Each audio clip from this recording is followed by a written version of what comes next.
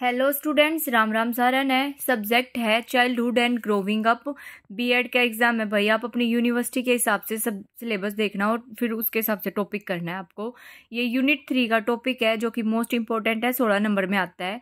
Question है right A detailed note on roll of teacher in teaching learning situation. Teaching learning situation में जो teacher का एक अध्यापक का एक अध्यापक की क्या भूमिका होती है उसके बारे में आपको बताना है। ये मैंने हिंदी में बता दिया भाई, जिसको हिंदी वाला स्टूडेंट है। देखो, शिक्षण अधिगम प्रक्रिया को मैं पहले ऐसे समझा देती हूँ आपको।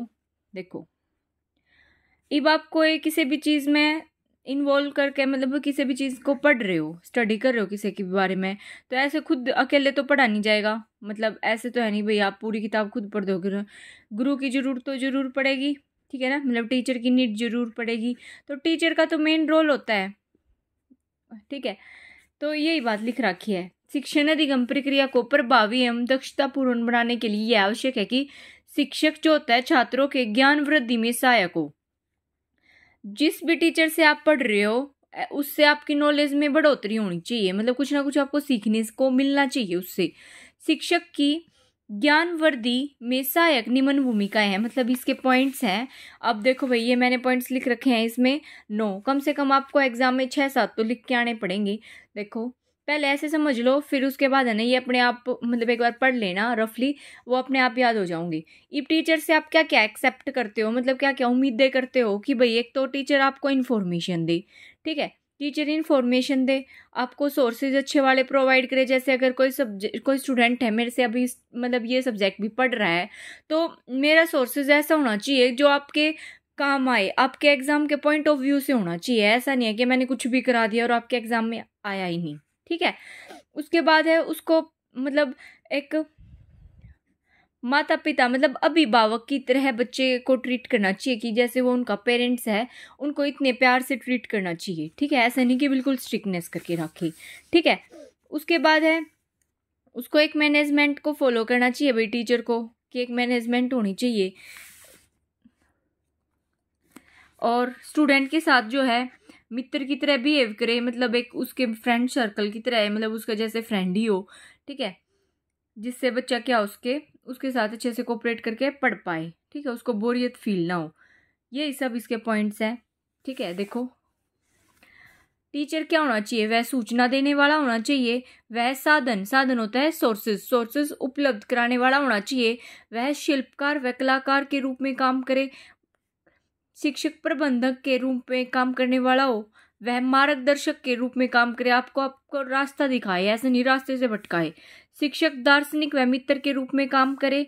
वह समुदाय के लिए ज्ञान के प्रमुख साधन के रूप में काम करे। शिक्षक छात्रों के आत्म सम्मान के रक्षक के रूप में काम करने वाला हो। वह अभिभावक के रूप में काम करे, ठीक है। जहाँ जरूरत पड़े उसको उसके पेरेंट्स की तरह भी समझाओ कि देखो बेटा, नहीं ये बात गलत है, या फिर ये चीज़ आप गलत कर रहे हो, ठीक है। उसके बाद है सीखने की सुविधा प्रदान करने वाला। छात्रों को सीखने की सुविधा प्रदान करने में शिक्षक की कौन कौन सी भूमिकाएं होती है। एक तो होता है भाई छात्रों की है ना, देखो, एक्टिविटी को ऑब्जर्व करके उसकी एक्टिविटी को ऑब्जर्व करे। अगर बच्चा ज़्यादा शरारत कर रहा है या फिर उसका किस चीज़ में ज़्यादा इंटरेस्ट है या कहाँ पे वो गलती कर रहा है, उसकी सारी एक्टिविटी को नोट करके उसको फीडबैक दे। उसको बताए कि भाई आप यहाँ पे इम्प्रूवमेंट कर सकते हो या फिर ये कर सकते हो, ठीक है। फिर है मोटिवेशन। कभी भी किसी भी कोई भी दुनिया में कह लूँ या भाई जीवन में आपके में जो भी गुरु होगा, जो असली टीचर होता है ना, वो कभी भी अपने बच्चे को डिमोटिवेट नहीं करता, अपने स्टूडेंट को, ठीक है। चाहे बच्चा लंगड़ा लूला कि भाई अपंग हो या फिर फिजिकली उसमें कोई दिक्कत हो या मेंटली उसमें कोई दिक्कत हो, हमें हमेशा उम्मीद देनी चाहिए, ठीक है।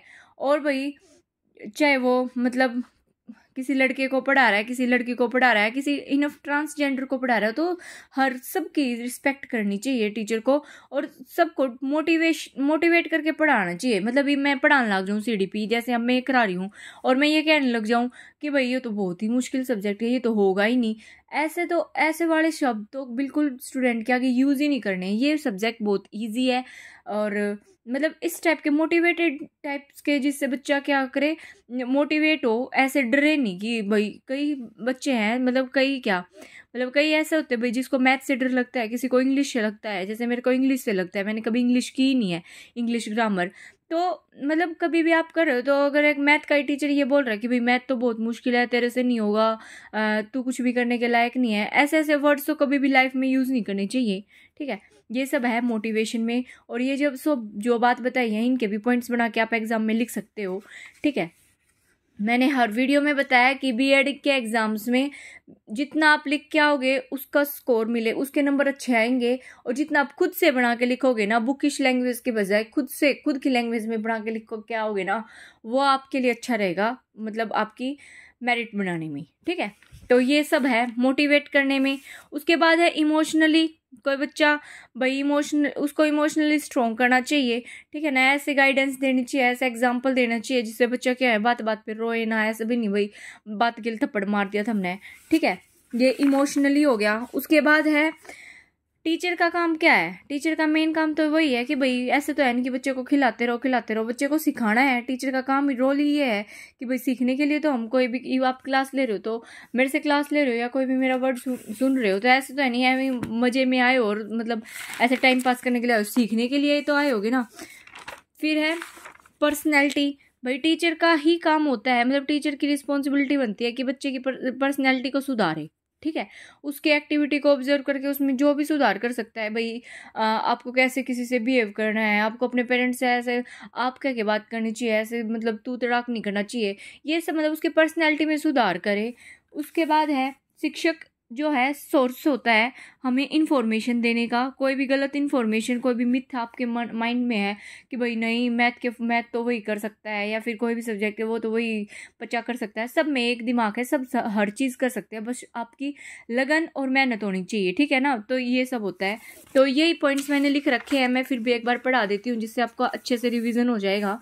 ठीक है, सीखने की सुविधा प्रदान करने वाले में है छात्रों को एक्टिवनेस बनाने का अवसर प्रदान करना। भाई एक्टिविटी ऑब्जर्व करो, उसको एक्टिविटी को मतलब ऐसा नहीं है कि भाई आप अपनी अपनी चलाते रहो, बच्चों को भी एक्टिविटी करने दो और उसको ऑब्जर्व करोगे तभी तो पता चलेगा ना कि कौन सा बच्चा मतलब कौन से बच्चे में क्या कमी आ रही है ना।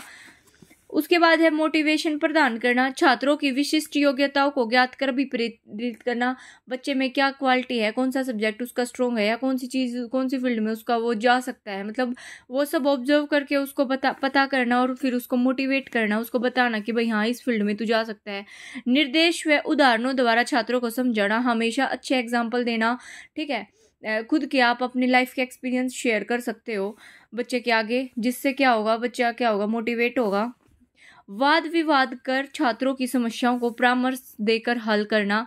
वाद विवाद का मतलब ये है कि भाई आप ग्रुप में डिस्कशन करवा सकते हो बच्चे से। ठीक है ना, किसी भी एक टॉपिक को लेकर फिर उसकी प्रॉब्लम्स को सोल्व करना। ठीक है, बालकों में इमोशनली विकास करना, मतलब इमोशंस का विकास, संवेगात्मक का विकास का मतलब है अध्यापक शिक्षा प्रक्रिया के द्वारा छात्रों में संवेगात्मक विकास करता रहता है, इमोशनली भी विकास करता रहता है।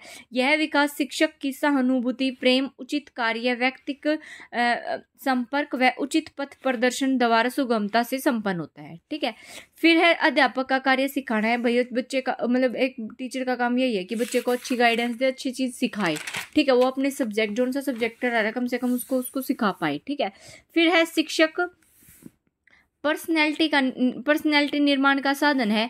शिक्षक का प्रमुख दायित्व होता है कि वह शिक्षक के द्वारा मतलब शिक्षण के द्वारा यहाँ पे न है ये शिक्षण मतलब जो वो स्टडी करवाता है, तो शिक्षण के द्वारा बालक की पर्सनैलिटी का विकास करे, जिससे उसका क्या होगा, बच्चे का क्या होगा भाई, फिजिकली, मेंटली और जो आध्यात्मिक या फिर इमोशनली जो है विकास हो पाएगा, हर तरह के से विकास हो पाएगा उसका अगर उसकी पर्सनैलिटी सुधर जाएगी।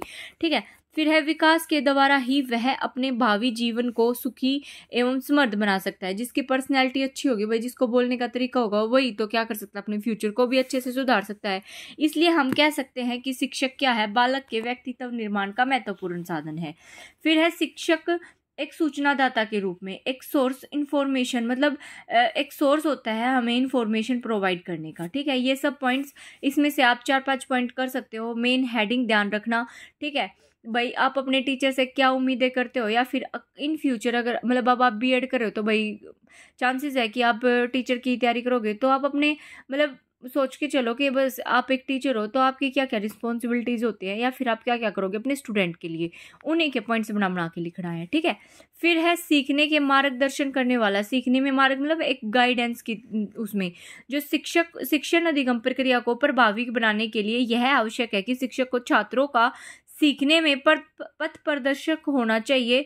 पथ प्रदर्शक के रूप में शिक्षक की निम्नलिखित भूमिका है, मतलब एक गाइडेंस की तरह, गाइडर की तरह काम करे, बच्चे को भटकाए नहीं उसके रास्ते से। देखो मैं पहले ऐसे ही बता देती हूँ कि भाई इसमें कौन कौन से पॉइंट आ जाते हैं गाइडेंस में। गाइडेंस में आ जाता है कि भाई एक तो पहली बात है भाई, टीचर है कोई, मतलब अगर आप जो भी आपका सब्जेक्ट है, आप अपने सब्जेक्ट को स्ट्रॉन्ग करो। ऐसा नहीं है कि बच्चे ने कुछ भी इसमें से पूछा और आप खुद एक रट के आए हुए और मतलब बच्चे को एक्सप्लेन ही नहीं कर पाओ। ठीक है, तो आप अपने सब्जेक्ट को स्ट्रॉन्ग करो। आप अपने सब्जेक्ट से रिलेटेड कुछ भी स्कीम आ रही है या फिर कुछ भी नया चीज़ आ रही है, आप अपने सब्जेक्ट को और ज़्यादा स्ट्रॉन्ग करते रहो। ठीक है, और उसके बारे में मतलब ठीक इन्फॉर्मेशन प्रोवाइड करना आपका काम है। ठीक है, बच्चे के साथ जो है उसके बच्चे के साथ अच्छे से मतलब बात करो, मतलब जिससे क्या हो, उसको जहाँ भी प्रॉब्लम आ रही है आप उसकी प्रॉब्लम का सॉल्यूशन कर पाए। अगर आप मतलब बहुत सारे बच्चों को पढ़ा रहे हो तो उसमें कौन कौन से बच्चे एडजस्टमेंट नहीं कर पा रहे हैं, कुछ समायोजन मतलब एडजस्टमेंट नहीं कर पा रहे हैं, मतलब उन बच्चों का पता करो। ठीक है, और लाइब्रेरी वगैरह का यूज़ क्या होता है बच्चों को वो सिखाओ। जिन बच्चों का आपने इंटरव्यू ले लिया है उसको उसकी रिपोर्ट उसको प्रोवाइड कराओ। ठीक है, जो सामाजिक संस्थाएं हैं उनसे आपको संपर्क करना चाहिए। उसकी जो बच्चे की अगर एग्ज़ाम्स हैं उनमें आपको उसकी हेल्प करनी चाहिए कि भाई आप मतलब उसके सब्जेक्ट को स्ट्रॉन्ग करने में। ठीक है, ये सब इसी के पॉइंट हैं, ये लिख रखे हैं। छात्रों के साथ व्यक्ति संपर्क स्थापित करना, शिक्षक को अभिभावकों से संपर्क स्थापित करना चाहिए, मतलब बच्चे के पेरेंट्स से भी भाई पेरेंट्स मीटिंग करनी चाहिए कि भाई आप उसके बारे में बच्चे की जो भी फीडबैक आती है, बच्चे के बारे में जो भी आपके पास इंफॉर्मेशंस हैं या फिर आपको लग रहा है कि घर में मतलब उसके पेरेंट्स उसमें सुधार कर सकते हैं, तो आपको आपके उसके पेरेंट्स से बात जरूर करनी चाहिए। कुसमायोजित बालकों का पता लगाना, छात्रों का पुस्तकालय का उचित उपयोग करना।